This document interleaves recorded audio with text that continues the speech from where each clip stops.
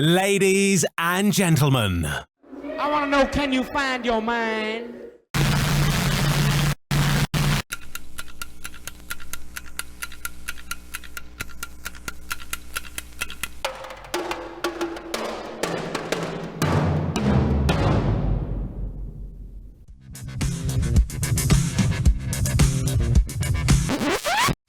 Welcome to Love Your Brain.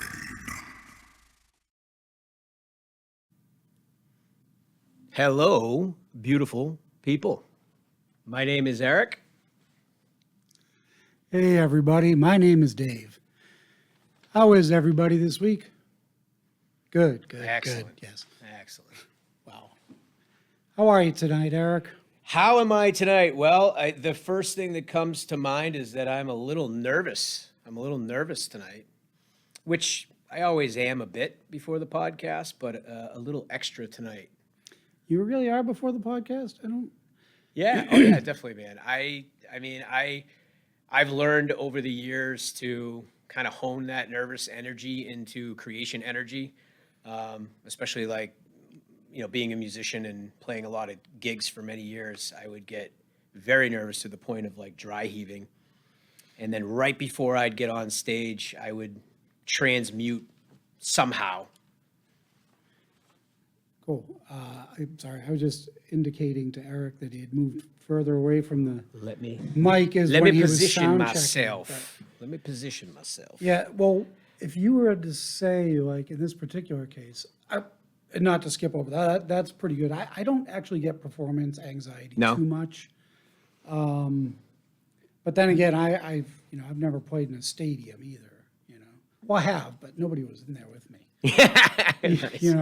Yeah. I did. I played a great show at Red Rocks. I've told you about that. All by your lonesome? No, it was me and my friend Jeff. Okay. We played as the sun came up. Oh. And he had a guitar, I had a drum. A couple from Japan walked out up with us. The husband picked up a drum and started playing with us. No kidding. Yeah, it was a pretty great moment. But going back to nervous going into this, what kind of stuff in general do you find you're necessarily nervous with in general before we start the podcast? Not necessarily tonight. I would say that for me, it's the unknown. I tend to fear. I tend to go into fear when I'm not really sure what's about to occur. I would say that's part of it. The other part of it is, the egoic performance anxiety. This idea that I have to perform and do well and make sure everyone knows who I think I am. Okay, because now you're getting close to what if anything, my nerves come from is appearing as though I'm not prepared. Ah. Oh, yeah, I don't get nervous about that. Like for me, there's a lot of information I want to portray. I don't want to get it wrong. I don't want to seem inaccurate. Yeah. And I also want to be thorough about it. And so then they obsess on that part of it. I want to make sure that it's, properly vetted and all that. Yeah. And so I'll go overboard into, researching the thing. And I mean, it slightly resembles performance anxiety because you are having the fear of how you're going to perform. But I learned a long time ago through. I'll share it through Alcoholics Anonymous that over preparing is a real thing, and the best speakers I've ever witnessed and the best talks I've ever given were the ones where there was little to no preparation. I can see that. It's all about speaking from the heart and speaking. Well, you're very truth. extemporaneous. Yeah. You're a very extemporaneous. Oh, that's a fellow. good word. Thank you. That's my 75-cent word for the day. Yeah. Say more about why that. well, why you see me as that. So I liked when we last left our heroes, Eric was interviewing Dave. That's right. And what Eric has already realized is that we're already into his interview. I'm going to interview Eric so you guys get to know us. And you did something last time where when you started it, you said, here's how Dave appears to me. And you started to talk How about Dave occurs to me. occurs to me. Yep. Okay. And I liked that. And so I wanted to do something similar. Oh, sweet. So I started trying to figure out what I could list about Eric and what it is that, because how Eric occurs to me, I'm not sure I would use that framing Yeah, of that's language for anything. that's my one-liner typically. So, but as I was writing them down, and I'm like, well, the first thing that occurs to me is that, for as long as I've known you, you're a person who has tried very hard to live on a life based on some sort of spiritual principle. That's right. Or I should say, you're a person who has hoped to live a life guided by spiritual principles. However, you're human. Very. And so therefore, it's not like you definitely have, you attain, that is what you attain to. You definitely Yeah, want it's a to- goal. It's a goal of yours. You're a talented and an inventive drummer. I mean, I've watched you play. Like, you can take a jam and you can roll with it. And I've played with you. And, Yep. you understand musical cues. You're definitely a live player. You'd probably be bored as a sessions drummer. You think so? I don't know. Maybe. I don't know. Yeah, I like the jam. I like improv. Improv and in the jam space is where I have the most fun musically. I'm just saying, of you sitting down and doing 30 of the same drum bit, Yeah. 30 times in a row, I can Yeah. see you. Yeah, no. I've done some studio work, and yeah, it can get old quick. So yeah, you're accurate. Yeah. Well, well, that's the other thing is Eric occurs to me as a ball of energy on legs. Skinny legs. No, and I Big say upper it body, this way skinny for legs. a reason. Well, yeah, because you have a big upper body, right? But despite the fact that you're incredibly broad shoulders and all that, Yeah. your face takes up most of it because you've got this light that shines out of your face. Oh. That is, first off, it's very,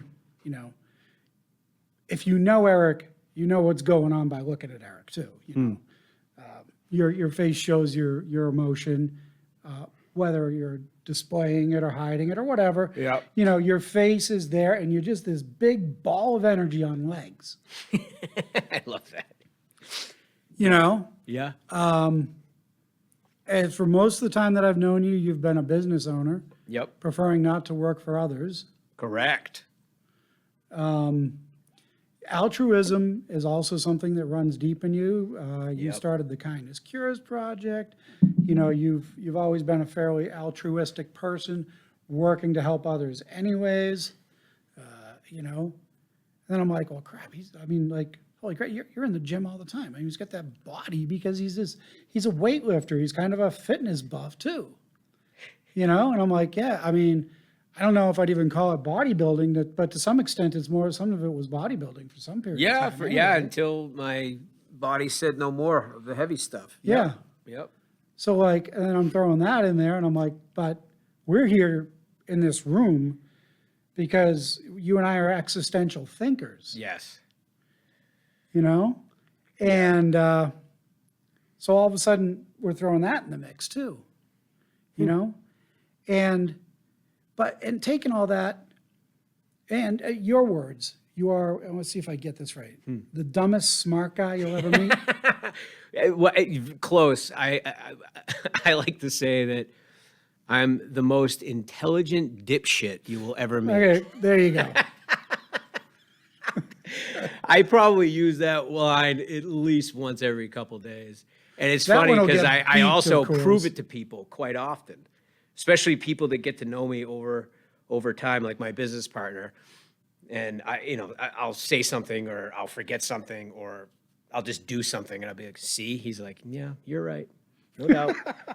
You weren't lying about that. Well, you had never told me that line until after I had known you probably a decade. Oh, yeah. Yeah, so when I heard it, I just laughed. Because you were like, yeah, I agree. Yeah, That's I think you accurate. could probably say the same for me. I don't know about that. Well, anyway. Nah, I don't know about that. No. But you know what else? And that leads me into the fact that you are probably one of the most accepting people of other people's beliefs. One of the more accepting that I know. Now, mind you, you certainly have areas where you have, well, this is how what I believe. Yep. You're firm in your own beliefs, but you don't disregard other people's beliefs at the same time. You try not to disparage them, even if they're in conflict with your own belief. Very cool, man. I'm honored that you had that observation. Not bad for an intelligent dipshit. No, not bad at all. Are you complete on that? Well, as you can see, there's a dot there for the next line, and I never filled it in. But you're a genuinely kind and compassionate person. Yeah. Until What? Because I agree with the until ... Well, like anybody else, everybody has a point where they stop being as understanding and compassionate as they can be, and I'm like that. And just saying, you're just like that until, and whatever that until is you're the until. For I you. could fill that in. I mean, I could fill that in. I wouldn't dare fill it in. So, what would you fill? I would fill it in. I would say kind and compassionate, understanding, accepting, until ... I become reactive, which is one of my biggest struggles in life is, taking the higher road, that higher vibrational response to life, that higher vibrational response to people, places, things, and situations. And I do at times, but then I don't. And that's really where I get to see those character defects come out. What is it that happens that gets you to in that reactive state? That's a great question. I would say if I were... What are the type of things? Yeah, well, I mean, I would say if I were to like peel all the onions back and go to the root of it, I would say that it typically happens when I feel out of control or there is something occurring that I don't like that I wish I could control. Mm-hmm. And that is, I would say that is the major catalyst for me to become reactive. So when things don't go your way. That's another way to put it. Ultimately, yeah. I'm generalizing in that's the line with everybody. It's just, where is that line? It's usually when you finally get to something that is not how you really need to have it, because if it's not that way, you're just not gonna. It's like when I feel out of control, when things are happening that I want to have control of, that I can't, and things that I don't understand. So a lot of the time it's like other people's reactions or other people's emotions that for me, I'm not understanding where it's coming from. And I tend to react. And I think that happens to a lot of people, right? Like most people are reacting to someone else's reaction. And if you're reacting to other people's reactions, well, now you have this overall reaction of, that lower, like I said, that lower vibrational. I know you don't like some of those terms I use, but that lower vibrational. This isn't about me. Not this week. Yeah. No, it's just, it's been a struggle of mine my entire life. I've always been a very sensitive person, which led to a lot of defensiveness when I was younger. And I have definitely, overcome a great deal of those internal narratives that once served me and no longer did. And they still come to the surface at 46 years old. And I would say that, right now, I have a 9-year-old daughter who is my world, and she is starting to develop a real individual personality that is, she doesn't really like authority too much. She doesn't like rules. She wants everything to be fair. And I'm like reacting to this, like, what is going on? Where did my little girl go? But if I step back for a moment, it's like, oh, she's reflecting back to you exactly the person that you are. That's what I was laughing at. I know, dude. And like, that's the thing about children, at least my child is Arya is her name, named after Arya Stark from Game of Thrones. Her mother and I, huge fans. And she is the most shiny, reflective mirror that I've ever looked into. And it's alarming at times. It's alarming because Kids are amazing. it just shows me where I'm at, which is not where I'd like to be or what my ego tells me is the place that I am. And, that's why for years I would always tell people, like, if you really want to, put where you're at to the test, have a child or go get in a relationship. Because a relationship will do the same thing. Well, that brings me to a question. So we're talking about this ball of energy with legs, and we're talking about where you find conflict or whatever. And you did a wonderful job of describing the basic tenets of cause and effect that the Buddha talked about, right? Which is that the whole world is a series of cause and effect. That's right. And this ball, you have all this energy, and you're involved in all of the things that even we've just really only glossed over a few just in talking. Yeah, here. there's a lot to unpack there. How do you decide where the focus of your energy goes? How do you distribute that? Kind of like, because to me it occurs as if it's almost at laser beam status. That is to say, really precise, really focused, and really intense. However, the captain of the ship really would much rather it be a spotlight, maybe not as precise, far more able to focus over a larger area and encompass more things, but works better as a laser. That's how you heard him. Your energy occurs to me. Interesting. Is there a question there that you want me to answer? There probably was. I lost it about a half hour ago. I think the question was It was how do you focus that energy? This is how your energy occurs to me. So what is that activity like for you? What is the action of focusing what deserves and gets your energy today? I'm not really sure how to answer the question, but what's coming to the surface very quickly is, I would say the vehicle for me that has me choose to be a part of a project, or as you say, like the laser beam, like I'm going to go and do this, or I'll be a part of that. The simple answer is passion. When I feel passionate about something, purpose is not far behind. And, you've known me for, 14, 15 years. And I mean, you've seen me do all kinds of projects and be all gung-ho about this and starting a business and then founding a nonprofit. And I guess the driving force is really just passion and purpose, man. Like, I want to be a part of things that matter.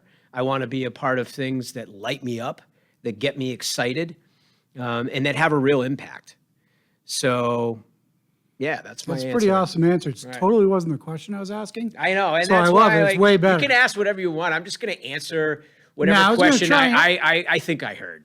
Yeah, mine was more about how do you live without a calendar, but I'm just.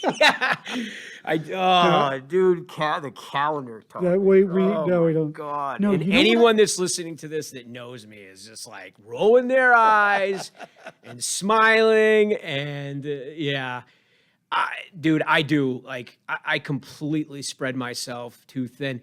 One of my teachers, one of my mentors, Pastor Pablo, he once told me, he said, Eric, sometimes you have to say no to the good things so that you can say yes to the best things. And so I love that, because there's so many good opportunities and so many awesome things that I've had the opportunity to be a part of, like the different communities, nonprofits, music projects, just so many things. And I guess I really struggle with understanding how to say no and what the best things are. And I'm starting to learn later in life that the best things aren't things at all.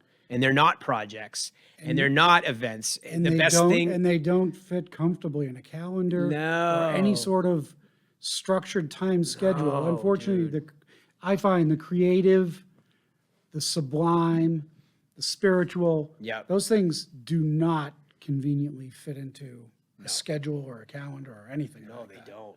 Not well. And yet they are the best things, because to be the fully self-expressed human that I know I am and who I want to be means that I have to make sure that I'm filling up my I'm filling up my cup, so to speak, through self-care.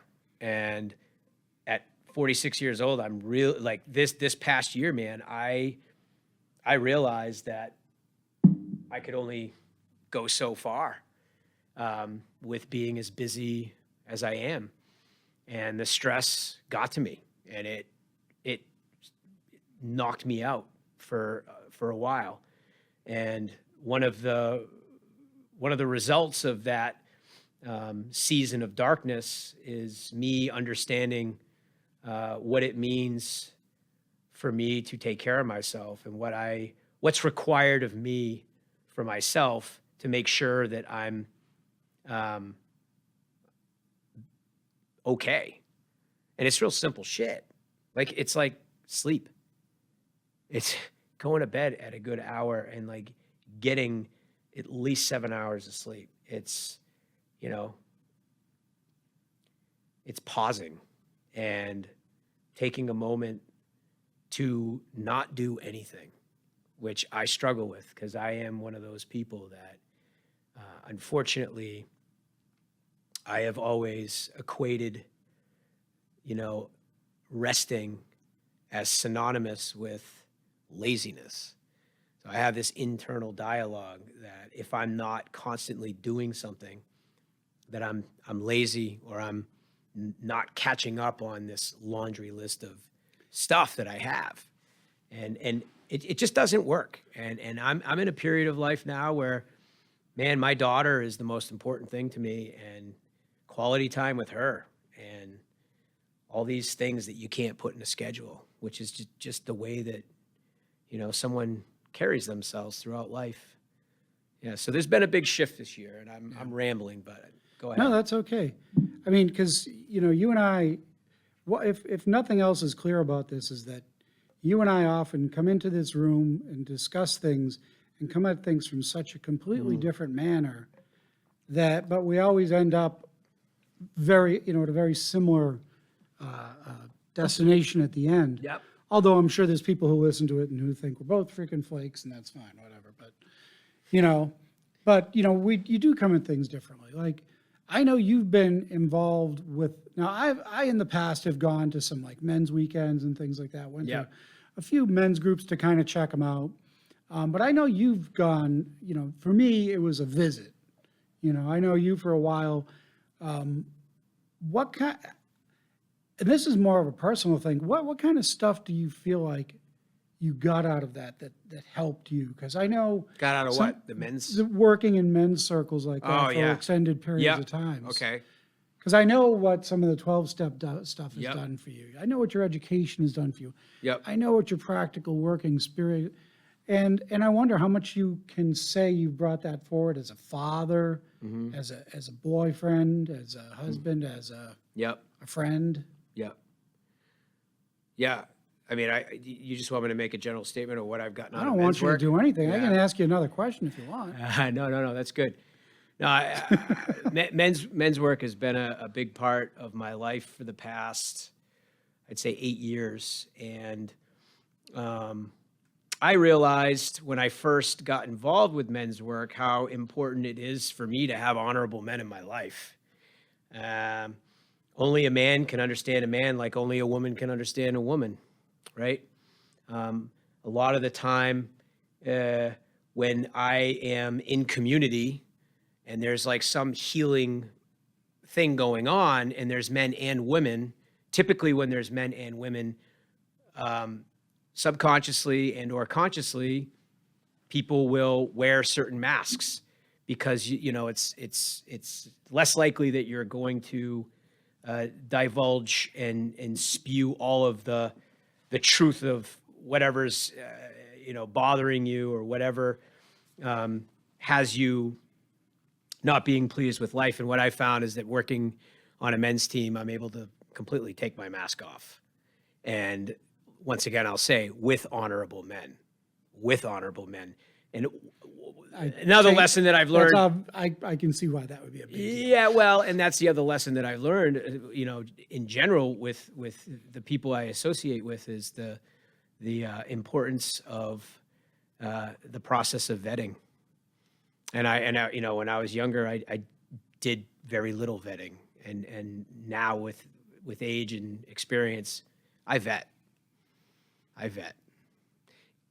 You understand what I mean, right? For sure, yeah. Yeah. So, and then the other thing about men's work is just this ancient ceremonial connection that I have when I'm meeting with men, like around a fire or doing an activity with just men. It feels ancient. It really does. And, there's a lot of people that would make the point that that's an ancient thing that is, missing in today's society is, women being with women and men being with men. I had a period of time in the early 90s where I had a friend out in Greenfield, New Hampshire, and plenty of land around him. And we would big roaring fires, make some mushroom tea up, Yep. get the drums and other instruments out and play into the night, and do some real interesting talking you're right, it is an absolute different thing, especially, yes, honorable men are trustworthy in this case. Yeah. Both of them were trustworthy. One of them was honorable. Yep. That wasn't me. You were in that camp. No, I wasn't the honorable. So I've got a list of things that, I've been wanting to ask you all this stuff. I haven't touched any of it yet. I mean, that's what happened when I prepared a list. Yeah, I prepared a list of 12 questions for you, and I think I only asked 2 of them. But you know what's funny? Like one of the first things I discovered about you, and that has connected us through other parts. Like we've got many connections at this level. Yeah. We've got we've got a friendship. Yep. Oh yeah. And then we've got a spiritual connection. Yes, sir. And we also have a mind connection, a discussion of really in-depth topics that we love to talk about. Yeah, we have a way that we jam in communication. And we jam too. Yep. And we jam with instruments. That's right. Right? Yep. And then I started thinking about it, and you know what I don't know? How the hell did you ever become a drummer? Oh, that's a great question. I don't think you've ever told me. That's great. I'd love to answer. I was probably in, let me see here, 5th or 6th grade. I was going to the upper elementary school in Goffstown, New Hampshire. And there was a marching band performance. And I was watching the drummers just playing on the snare drum. And I was just so envious of how cool it was that they were doing what they were doing. And that's when I just developed a fascination for percussion in general, not so much a drum set at first. And then I remember being, wow, this is crazy. My memory's working really well right now. My dad will remember this. I was at a after hockey, like family gathering. And there was a drum set there. And I asked if I could sit down and play. And they allowed me to. And I sat down and I got the bass pedal a little bit. I started messing with the snare. And I literally started playing the marching band beat that I had first witnessed, which was and there was a few adults in the room that kind of turned their head and were like, oh, wow. Like they noticed that there was something about what I was doing that wasn't just kind of like messing around, that there was like an element of, actual rhythm. Yeah, he actually has something there, and that's when my dad was. He probably supported me the most in the beginning, and then as time went on, I think 8th grade was like the first drum set that I ever got.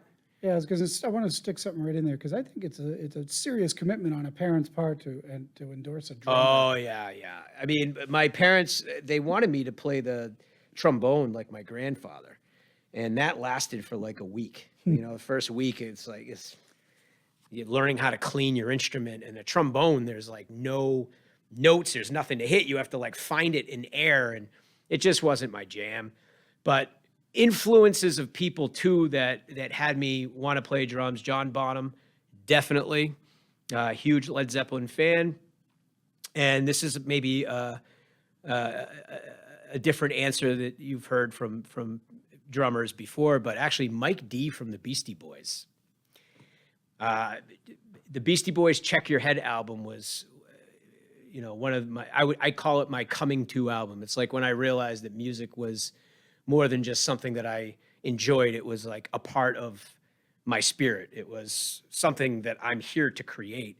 And when I found out that Mike D played drums on Check Your Head on some of the instrumentals, what I thought was like, well, if Mike D can play drums, I'm going to play drums. So, yeah, I'd say Mike D, and John Bonham were my biggest influences for why I decided to play drums. Does that answer your question? Yeah. Did you ever take lessons? No, I did not. Not until I was. Shit, man, I was probably. By the time you had already developed. Yeah, I was all the bad already like in a habits. band, like gigging out on the weekends all the time. I was in a band called Duty Free.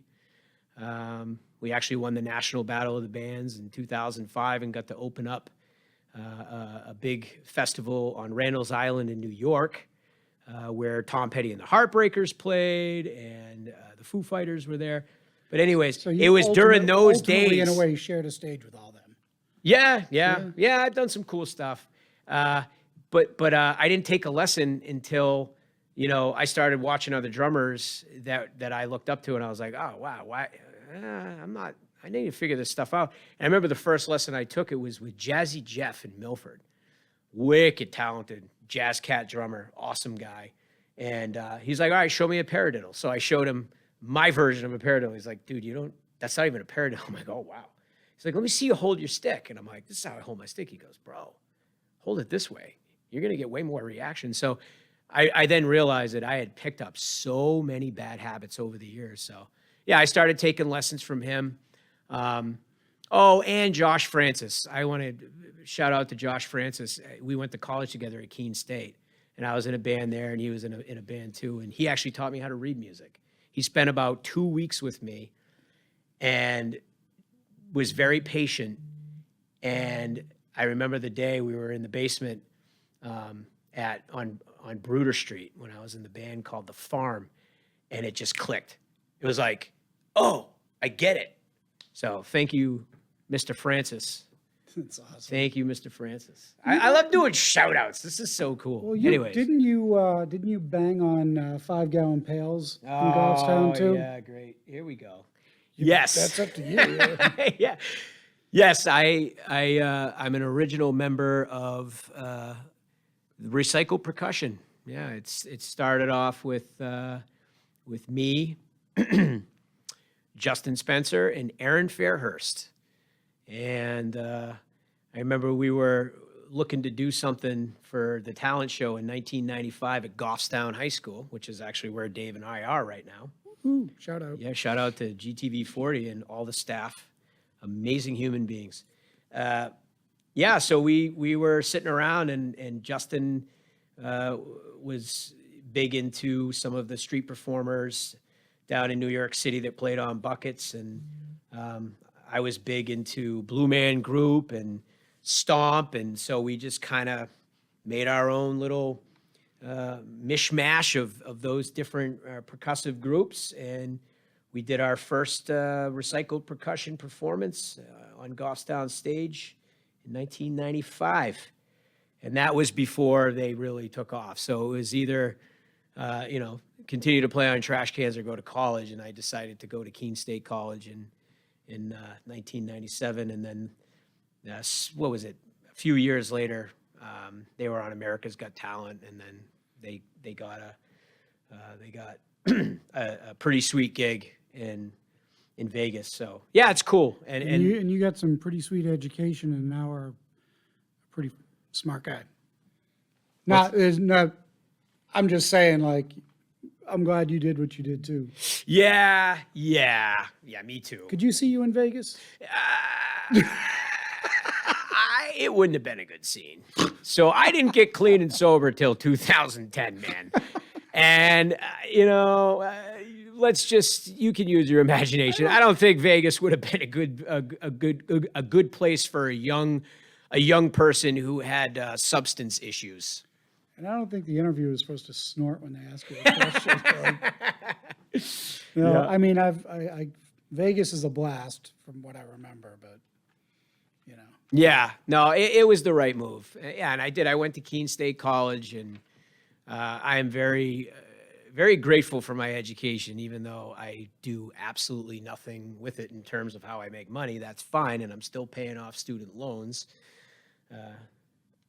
at 46 years old. But yeah, I'd say college for me was more than just an academic education. It was an education into self-discovery. And my freshman year of college was the first time that I ever experienced real deep darkness.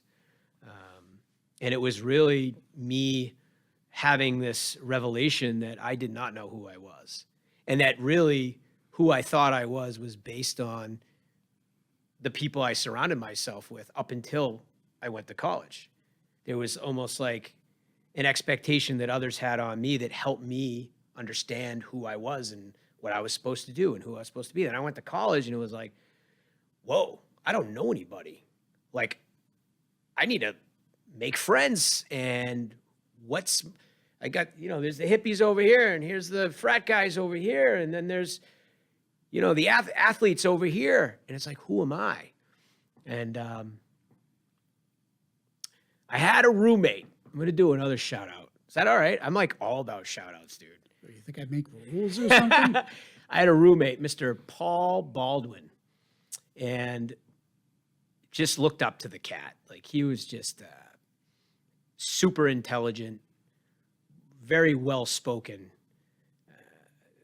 cool guy. And we had a lot of talks, and he's like, wow, you really are a spiritual guy. And that's when I was like, I am a spiritual guy. Oh, wow. Yeah, I'm a spiritual guy. And you'll like this. He actually gave me a book. Wow, I'm getting emotional right now. Damn.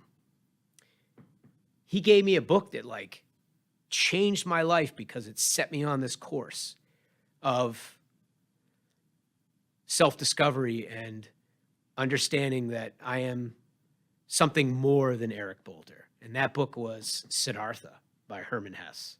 It's one of my all-time favorites. And that book just, man, I couldn't, it just got me thinking differently.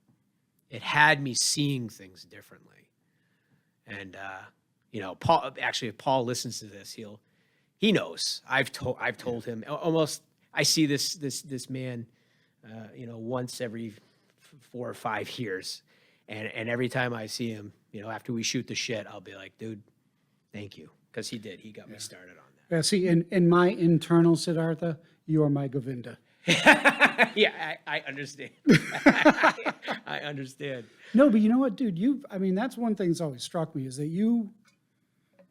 that that's a living task on your to-do list.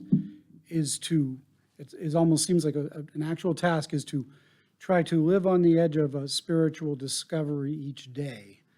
Like, as long as I've known you, I don't think you've stopped growing spiritually. I started talking about this by saying that you're a person who tries to live your life on a spiritual basis, but you also are constantly examining what that means to you. Yeah, oh yeah. Because I've heard you come back to me so many times and say, I believe this, Yeah. I think this. I may not necessarily say this out loud, I identify this, but you are always actively looking at that. And I know a lot of times it's because of these dark periods you talk about. Yeah, I go through darkness. You've Yeah. referred to them as darkness. You've referred to them as dark night of the soul, Yep. crisis, of Existential faith, crisis. yeah. Yep. Yep. And I know how much when they affect you. I mean, personally, I'm a depressive. Yeah. So I hear somebody talk about that and I'm like, oh, I go there on Tuesdays all the time. It's like, but it's different with you. And I'm not to making light of that. I know how pivotal it has been. And almost every time I also know that you've dramatically changed how you look at things on the other side of one of those. Yeah. As of late too. Yeah, those periods of darkness are really about understanding the areas where the light needs to be shined. The darkness is also that reflective mirror. The dark mirror is to face those shadows that tend to run the show that I tend to run from. And I love what Joseph Campbell says when he says, the dark cave you fear to enter contains the treasure you seek. I like to change what he says and say that the dark cave you fear to enter contains the light you seek. But either way, you and I are both Joseph Campbell fans too. And, I'm terrified of the darkness, and I am so grateful for it because it always has me stop and look and see and accept so that I can change. Without the darkness, I would have never changed. The darkness is a very powerful psychological wall that hides a great many things that our psyche will hide for whatever reason. Yep. And I would agree. I call them rock crushers, like rock crushers of the soul. Like I'm going through a rock crusher moment. Like Yeah. I'll be like that for a couple weeks, and I know when I come out the other side, I'll be in a much different place. But there's no way I can see where it's going. Yeah, and speaking of seeing, it's like for me when I go through these periods of time, these cycles in my life, I can't unsee what it shows me, and that's why they're always a game changer. It's like drinking on a head full of AA. People say, Oh yeah, right? Because Yeah. you can't unsee everything you just learned about your drinking, and now you're doing it again. man. In this last period, I mean, 2024 has just been the most challenging and difficult year of my life. And the biggest takeaway for me is self-care and finally diving into my anger. And That's the ... that's the ... Until. Well, and that's the thing about anger. I think, especially for men, is it's the easiest,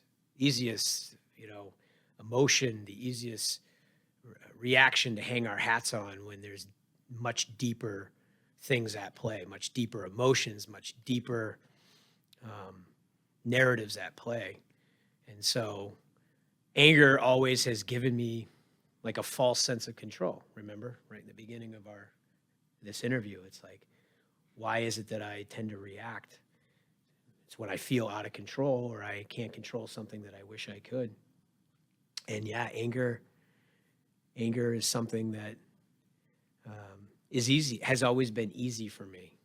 And it makes you feel like you're in control when in reality, it's not that at all. So yeah, I'm doing a deep dive into that type of work right now. And it's not fun. It's not fun, man. I'm love the way that this has kind of gone full circle like that, because you're talking about how not fun it is, but the fact of the matter is that you are engaged in stuff that that most men wouldn't have the balls to look at or even consider that they have those kind of feelings or those kind of thoughts or anything, to even think that they're vulnerable on any level and not understand that that's exactly why they're screaming at the dog, Yes. you know? Yeah. Yeah. I mean, I would say that that's something that I adhere to. So I'm giving you huge credit. Thank you, brother. I know you're saying it's hard work, but I mean, I'm watching you go through this, man, and you're like, and you're still juggling all that list of things that we talked about Still earlier. running a paint business, still opening another business, and being a single dad, and being a part of all these podcast, communities, and music and podcast. And hey, look, even when things get tough, it doesn't mean that life stops. You know what I mean? And I understand why some people just throw their hands up and go into inaction. And for me, one of the greatest things that I ever learned from Alcoholics Anonymous is that, you know, what's required for change is action. And so I'm an action guy. And That's for sure. I'm an action guy, man. You know, nothing changes if nothing changes. It's really that simple. But I also wanted to say that, like, I really do adhere to this idea that triggers are our treasures. And, you know, anytime that I'm triggered, I remind myself, even in my reactive state, that, like, bro, this is literally the work that you came here to do. Like, if I'm triggered, that's the work. You know, and this is where my spiritual belief system can get a little out there, right? I also believe, I wouldn't even say believe, I know that I'm a spiritual being having a human experience, and that I come from the same place that any other human being comes from, which is source level, you know, and you could call that many different things. But I decided, I signed a spiritual contract that certain things would occur in this life. And there's books written about this, come to find out. I've never read them. It's one thing I regret a lot, is reading more books. But yeah, man, I chose this. Like, you know, it's kind of crazy. It's like, I know that I chose the parents that I have, even though one of them drives me crazy all the time. But it's like, you know, and then I have these experiences that trigger the shit out of me. And it's like, hold on, man. Like, this is why you came. And so when I remind myself of that, it keeps me in action. It keeps me, you know, plugging through the pain and a lot of the time the unnecessary suffering that I cause on myself to do the work. What is the work? The work is to let go. The work is to give myself grace, to find self-acceptance so that I can love myself. Because I think that's that's the job of every human being living in this, you know, 3D holographic matrix. Is we came here to learn love, and the hardest love to learn is self-love. Wow. On that That wasn't note, from me. beautiful. Yeah. And on that note, I know I made a promise to you that I would do this to you. Yeah, right. We got a couple minutes, so just go ahead. So I had a few, what did I call them? Dumb icebreaker questions. But I thought I'd take us out with a lighter one, looking at my choices. Yeah. Okay? Pick a historical figure Oh boy. and show them something from today. Who would you pick and what would you show them? Why? Any historical figure, what would you bring them forward? What would you show them? And why? And while you think about that, I've got so many. Yeah. go ahead, talk. Man, I mean, there's so many historical figures that I would want to show a better world. You get to show one person one thing. Yeah. I mean, You it's- can't show them the whole world. Sorry, it's not how. This is a dumb icebreaker question.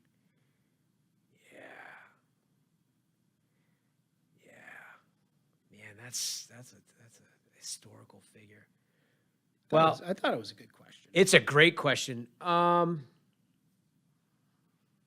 And it's a sciencey question.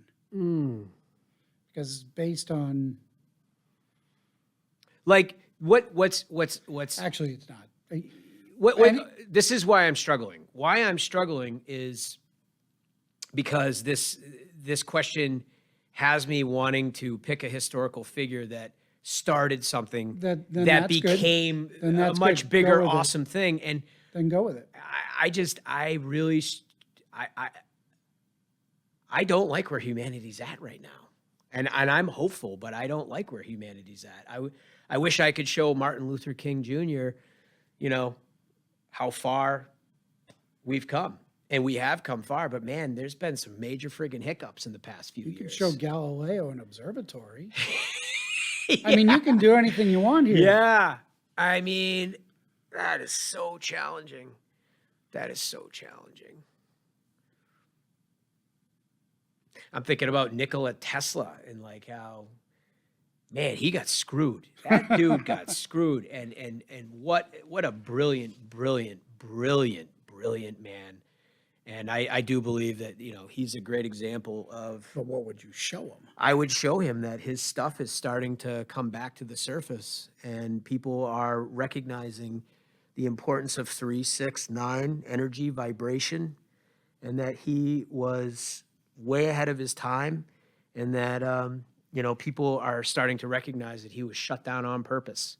He was shut down and a lot of his patents were just scrapped because of his ideas of free energy. And, the powers that be at the time, I really believe, saw that, he was going to make it so that they couldn't make as much money.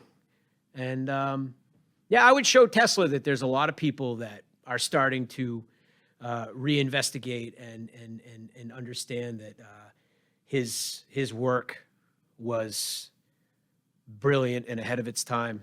So shout out to Nikola Tesla. Yeah. Right. All right. That's my answer. Nice. So you're not going with like showing Lewis and Clark fruit roll-ups? Because I'm sure they would have loved those things. Nope. That's where you would go. Yep. Of course they would. That's where you would go. That was a good one, dude. Thanks. Man, thank you very much. I know you were a little nervous going in this, but Yeah. I hate to say it, but you acted like yourself through the whole thing. Sweet, dude. Yeah. I feel like it was authentic. I feel like it was authentic, and nice job. Nice job. You were nervous. I know you were nervous about doing the interviewer role, but yeah, you nailed it, dude. So My hardest thing for me is to not talk. So you did a good job. No, you did. And I mean, I felt supported, honored, and listened to. So thank you. Well, thank you. And with that, we will see you guys. Oh, wait, before we go out, just want to take the moment to acknowledge that this is episode 10. We're in 10. double digits. Double digits, That's it. dude. Yep. So thank you all, and we'll see you next time here on Love Your Brain.